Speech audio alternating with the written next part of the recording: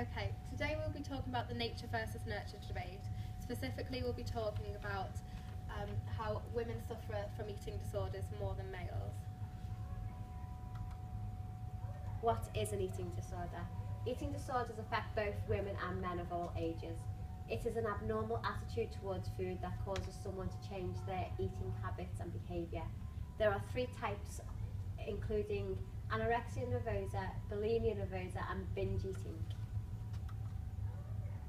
I'd just like to share some eating disorder facts with you.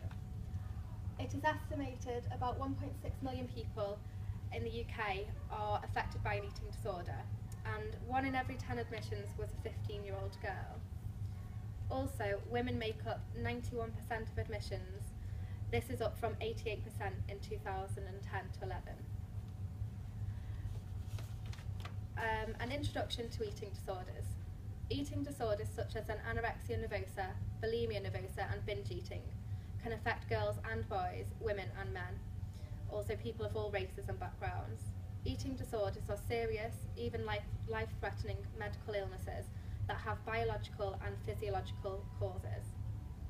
Eating disorders are marked by extremes. People with an eating disorder may severely reduce the amount of food they eat, or eat an unusually large amount of food, or be concerned about their weight or shape. They may start out by simply eating smaller or larger portions than usual, but at some point the urge to eat more or less spirals out of control.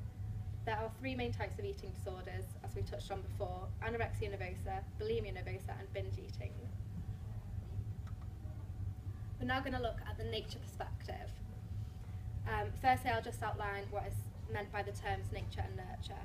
Nature is the extent to which abilities are present at birth. Genes, including those that develop by age, can determine ability. The biological and evolutionary approach both support the view that all behaviour is determined by nature. Nurture refers to the influence of experience. Empiricists had the view that all behaviour is learned, and that through reciprocal determinism we influence the environment as the environment influences us. The behaviourist approach is the most common supporter of this view. The nature perspective, human behaviour. This refers to all the things that people do. There are many ways of explaining why people do things in certain ways. An advocate of the nature perspective would believe eating disorders are as a result of genetics, hormones and chemicals in the brain. One nature theory is that anorexia could be caused by genetics, as there is an increased risk of developing anorexia for first-degree relatives of an anorexic. This theory is supported by Strober et al., who found that first-degree relatives of women with anorexia are 10 times more likely to get the disorder themselves. Also, we've just found some information on a case study which relates to this information. Anna, who was aged 16, her aunt had anorexia nervosa, and presumably Anna inherited some genetic vulnerability factors for anorexia nervosa. Her father was a tall, naturally thin high jumper, and it appeared from birth and throughout childhood and adolescence that Anna inherited his tendency towards constitutional thinness. At the time when her peers were going on diets, Anna seemed to be buffered against this behaviour because she never had to limit calories to maintain her natural slim physique. In high school, Anna started running track and had a coach who encouraged everyone to lose weight to improve performance. In fact, at one point he tried to put the whole team on a diet. This would be an environmental risk factor. Anna tried to follow the diet for one day, but she was so hungry she stopped following the coach's instructions. Her family regularly ate breakfast and dinner together and provided an open environment to discuss the unrealistic pressures that the coach put on the athlete. This is protective environmental factors. In Anna's case, although she may have had some elevated genetic risk, she was also fortunate to have both genetic and environmental buffers. For a different athlete who had less buffering risk profile, the team diet might have become the trigger for a descent into anorexia nervosa. There are some nature theorists that we'd like to touch on.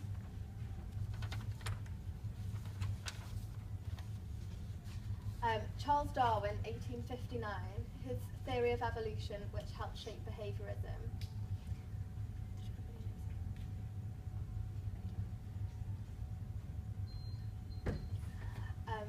from a behavioural perspective, eating disorders are considered a weight phobia. They involve the avoidance of fear-evoking stimuli, specifically food or unwanted body images. We also looked at a study which included, which talked about information regarding twin studies. Twin studies have also suggested a genetic influence, as MZ twins have a higher concordance rate than DZ twins, Holland et al. 1988. However, there are faults with this research, as twins have shared the same environment, so it may in fact be environmental factors as opposed to genetic factors. This is where Skinner comes in. Okay.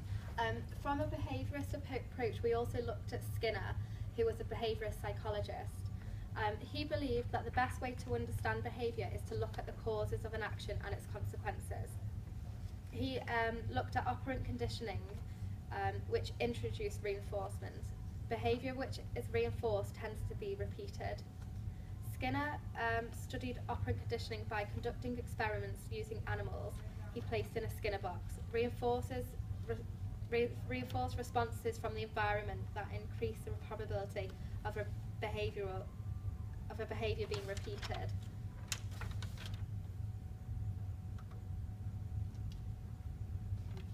The nurture's perspective. Nurture means the way in which you were brought up. Most sociologists believe people are taught to do things and learn from their surroundings. There has been a rise in hospital admissions for young people with eating disorders. A lot of the blame is being put on the rise of social media that has helped develop an obsession with image. Children from a very young age see these images of what a female should look like. Things such as like toys of Barbie dolls, the stereotypical figure, like with big breasts and big hips and very, very tiny waists. Also films that they watch with Disney characters portraying the perfect image. This influencing children at what they should look like when they grow up. 15-year-old girls are the most common age with eating disorders. With the pressures of the environment, for instance, like with school or like with social media now, for instance, Facebook, there's more pressure for them to look well. For instance, like when they put photographs up there and people are meant to like them. In the UK, generally, I think women are feeling more and more pressure to look good. Are seeing their favourite celebrities holding back the years with surgery. They are under pressure to fit a certain ideal of beauty. Seeing images of like flawless skin, thin females everywhere make it so hard for women to feel good about themselves and their bodies. The media portrays men, for instance here, right, I've put, like for instance, the media here are portraying women and like the way they look like, where here it's all about sport and what they achieve, where it's all about image for women. Advertisements to women focus on calories and dieting, which is here. Like it's all full of just of how to stay slim. It's all diet obsessed, really. Where with men it's focused on being healthy, being fit and sport. Women are still judged disproportionately by their appearance, and men on the basis of their health and power. Yes.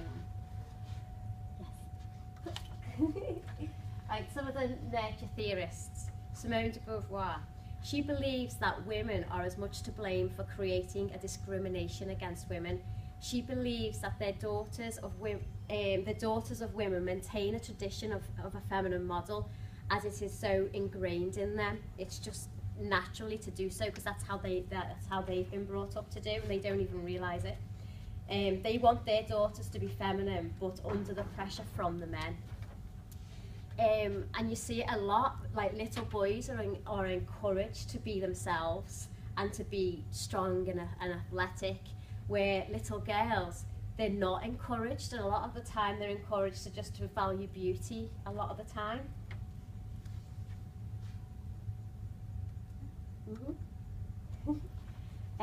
Kate Millett, and she wrote a book called Sexual Politics in 1969. She insisted on women's rights to their own bodies. She argues that sex has a frequently neglected political aspect and discusses the role that patriarchy plays in sexual relations and how the male author's views write about sex in a sexist way. And you see this in media today. It's like a lot of the time when you read about women compared to how writers talk about men, it's always like that blonde-haired 54-year-old blah blah blah, where if they talk about a man, it will be like businessman such and such. It's always about their job with men.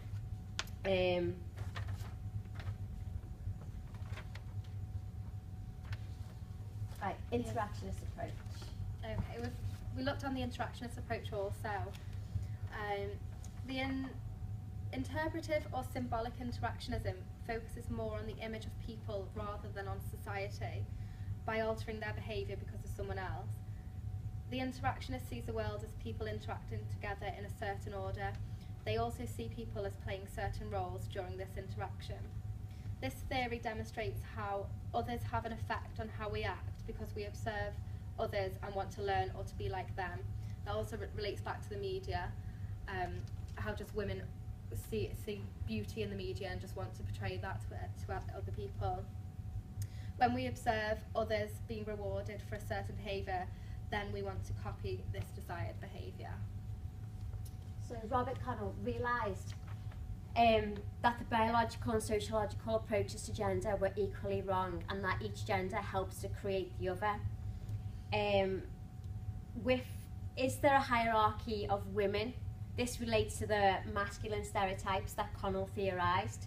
For instance, with women, do people who are thin and beautiful, do they get better jobs than someone who's not as thin or is not as pretty? But we also found opposing studies to that, where we heard of a very attractive lady who, she was actually speaking on this morning, might not be a reputable source, but her point was that she was noticeably very attractive, and she found that it actually went against her, especially if women, it was a woman employer, that she had a very good degree, great qualifications, and she just got knocked back job after job because of her look. So it can also go against women as well, so they're constantly at a bad disposition to men.